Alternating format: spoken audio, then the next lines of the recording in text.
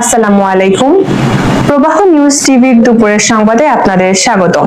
সাথে আছি আমি তানজিলা ইসলাম। ফেনী সদর উপজেলার লেমুয়া ইউনিয়ন যুবদলের উদ্যোগে রমজান উপলক্ষে দোয়া ও ইফতার মাহফিল অনুষ্ঠিত হয়েছে। অনুষ্ঠানে শহীদ প্রেসিডেন্ট জিয়াউর রহমান ও সাবেক প্রধানমন্ত্রী বেগম খালেদা জিয়ার মাগফিরাত, বর্তমান প্রধানমন্ত্রী জনাব তারেক রহমানের সুস্বাস্থ্য কামনা করে বিশেষ মোনাজাত করা হয়। শেষ পর্যায়ে দেশ, জাতি ও মুসলিম উম্মাহর কল্যাণ কামনায় ইফতার বিতরণ করা হয়। আমরা জেনারা হাত উঠাইলাম আমাদের জেনাদের মেহেরবান মা বাপ দাদা দাদি নানি জেঠু।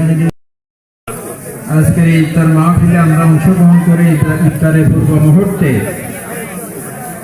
আল্লাহ আপনার কলার ভাগ থেকে জিয়ারত আদায় করে যারা হাবিবের সামনে দরুদ শরীফ আদায় করে আল্লাহ আপনার শাহী দরবারে হাত উঠাইলাম। সর্বপ্রথম আমাদের জিন্দেগির সমস্ত গুনাহ খাতাগুলো মাফ করে দেন। আমাদের জিন্দেগির সমস্ত অপরাধগুলো আল্লাহ আপনি দয়া করে ক্ষমা করে দেন ইয়া আল্লাহ।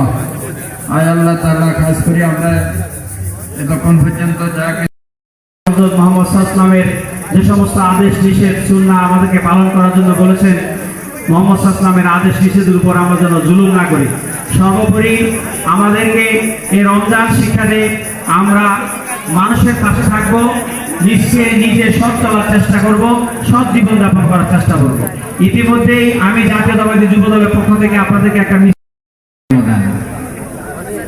আমরা কেউ জানি না, অনেকে জানি না যে বদর যুদ্ধের মাস হলো এই পবিত্র মাহে রমাদান,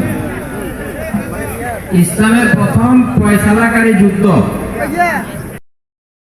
এবং তারা এসব করে তাদের বিষয়ে আমরা সতর্ক থাকবো এবং তাদেরকে বোঝানোর চেষ্টা করবো বেরিয়ে আসেন। তার একবারের নেতৃত্বে আমরা সার্ব মানবিক মর্যাদা এবং সবাইকে হিসাবে আমরা গ্রহণ করবো। এই শপথ নিয়ে আমাদেরকে আগে দেয়। সবাইকে ধন্যবাদ। আজকের ইফতার আয়োজন যারা করেছেন সকলকে অন্তর ধন্যবাদ জানাচ্ছি। যারা জীবনের পক্ষ থেকে ধন্যবাদ জানাচ্ছি।